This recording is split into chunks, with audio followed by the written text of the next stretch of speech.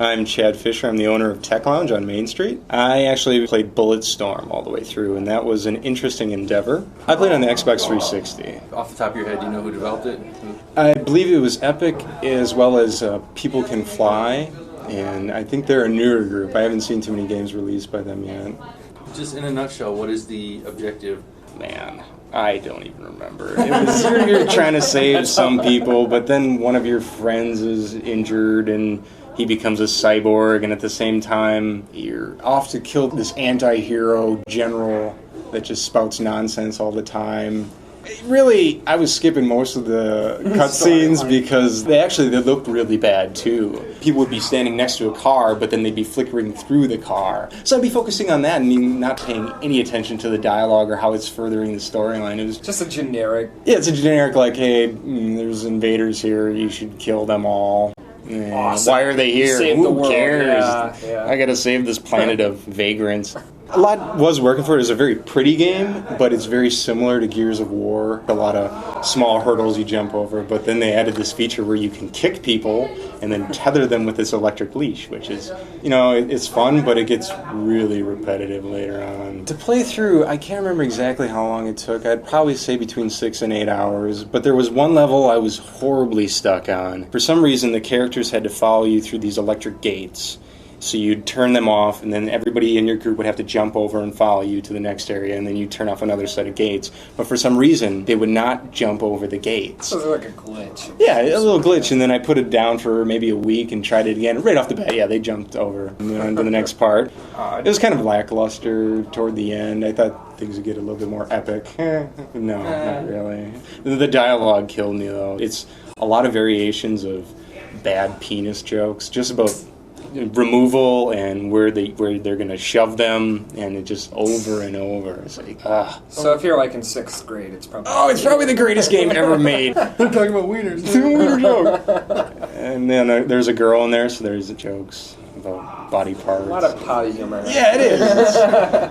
It's really gruesome. That was brought up during our review of Duke Nukem. I think Duke Nukem actually did that a little better, which is kind of scary. A little more creative with their booby use. I think a lot of the online stuff was more fun than the campaign. Those are the two big ones that I saw played here, was just either strictly the campaign or Anarchy mode. So, which one did you say you liked best? Anarchy mode, yeah. It was a good deal of fun. But, like I said, the campaign is just kind of grueling. So you run around with, like, a weapon and you have, like, an arsenal? Oh, yeah, you have a large arsenal of big weapons that shoot things bigly. Just the way America likes exactly. It's like Duke Nukem, the bigger the weapon, the better.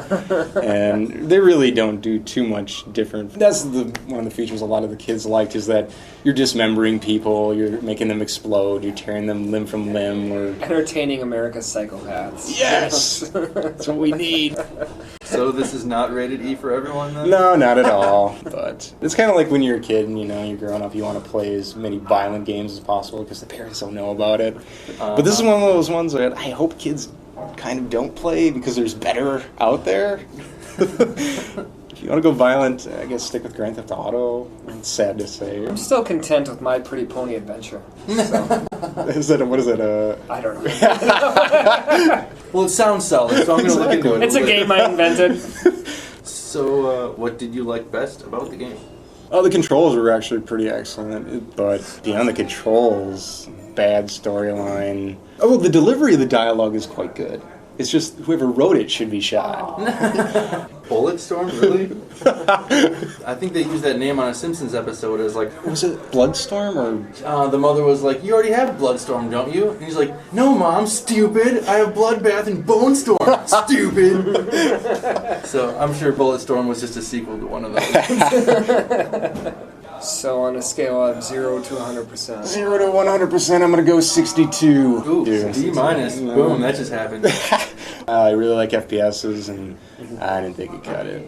Would you say it's not even worth a rental? Actually, I would say it is a rental. Totally a rental. I would say avoid purchasing. I would say wait until Gears of War 3, because it's going to have some awesome new features, and the new Horde mode looks crazy good. You can set up basically your own domain, and it looks like you can ride around your own mech, which I don't know how that happens, but I need to play it soon. Losing my mind. Thanks for doing this. Oh, no problem. Thank you.